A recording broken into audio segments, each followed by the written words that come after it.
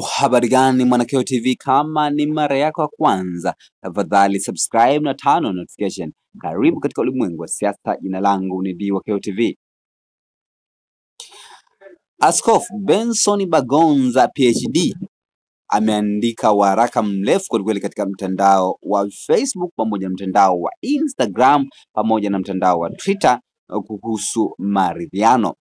Na nukuu kichwa cha habari ambacho ameandika Askofu Bagonza, anasema maridhiano yasiyohitaji kukaa mezani.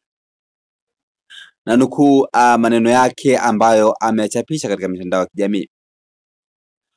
Maridhiano yasiyohitaji kukaa mezani. Kwa hali ilivyo, wito wa maridhiano haupokelewi kirahisi. Hatuna watu wengi wenye uadilifu wa kuaminika pande zote. Tuna mfumo unaoamini kila mtu ana bei na kwamba serikali haijawahi kushindwa. Mazingira hayo ni magumu kupata maridhiano. Na shauri tujikite katika maridhiano yasiyohitaji kukaa mezani. Yakifanyika ndipo kukaa mezani labda kunawezekana. Ni haya amekaorodhesha mambo mengi kweli. La kwanza anasema sitisha utekaji na ukamataji kwa kauli na vitendo. Utekaji na ukamataji unachochea mpasuko. 2.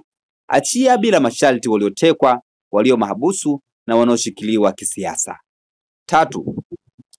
Ruhusu watu wapate miili ya ndugu zao, na kama kuna iliyofukiwa waoneshwe ili wachukue udongo au waweke shahada la maua, itawafanya wamalize matanga. 4. Lifanye taifa liwe la wote, wanaopinga na wanaounga mkono. Si afya wanaopinga kuwa wakimbizi, inaongeza chuki na kuanika mambo yenu. 5. Acha siasa uchwala, yani spinning, za kukanusha na kuficha. Inaongeza hasira. Wajaluo wanasema binti hawezi kuficha matiti, yakiota yameota. Tuna msiba mkubwa. Ruhusuni taifa liomboleze, ni njia ya kuridhiana. Namba 6. Acha fikra za kipumbavu kuhusu dini. Waliouawa wamo wa dini zote. Waliotumwa na dini zao kuuawa. Waliouawa wamo na dini zote. Hawakufa kwa sababu ya dini zao. Mali za waumini wa dini zote, wakiwemo mtani wangu Wasila, zimeharibiwa. Aliyeruhusu kuua, kama yupo, hakuagiza kuua watu wa dini fulani tu. Ukitumia dini katika hali tulionayo, unaiponza serikali kwa kudhani unaisaidia. Pia unaifanya dini yao ionekane ni bangi inayoondoa uhalisia. 7. Serikali inabidi mkao wake na kujinyosha iko upande wa waombolezaji. Itoe tamko linalokiri kuwa katika kulinda mali na uhai hakuna kitu kilienda vibaya. Baada ya tamko, watu waone vitendo vya kushabihiana na kuwajibisha. Hivyo itaponya na kuunganisha taifa. Tusisubiri kulazimishwa kuwajibika au kuwajibishana. Namba 8. Serikali iwe na mtu anayetoa matamko na msimamo wa serikali, kwa sababu umma ndio wenye haki ya maoni. Walio serikalini na chama tawala wasiwe na maoni nje ya vikao vyao, eti wananchi waridhiane na wananchi kweli. Namba 9.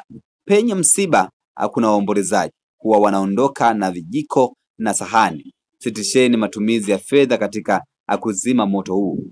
Wanaoishi kwa kutegemea posho za kushughulikia wachochezi ni wezi wa vijiko na sahani msibani. Asiyetaka kujitolea akae pembeni. Namba 10.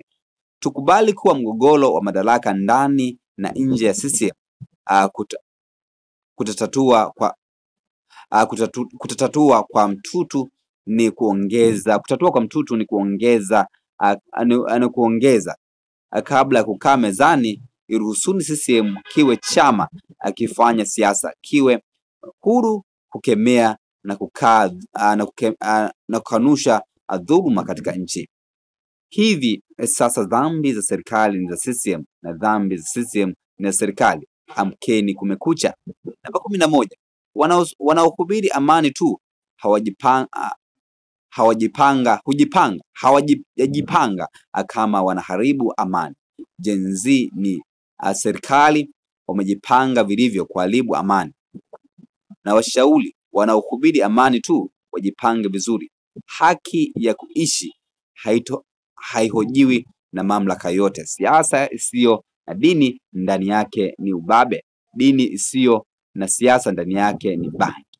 Mwisho kunukuu. Hayo maneno mazito kweli kweli kutoka kwa Askofu Bagonza katika mitandao ya kijamii. Una maoni gani kwa hichi ambacho ameandika Askofu Bagonza kuhusu maridhiano? Tafadhali shusha maoni yako katika sehemu ya comment section. Jina langu ndio KTP, na wakati ujao katika masuala ya kisiasa. Bye bye.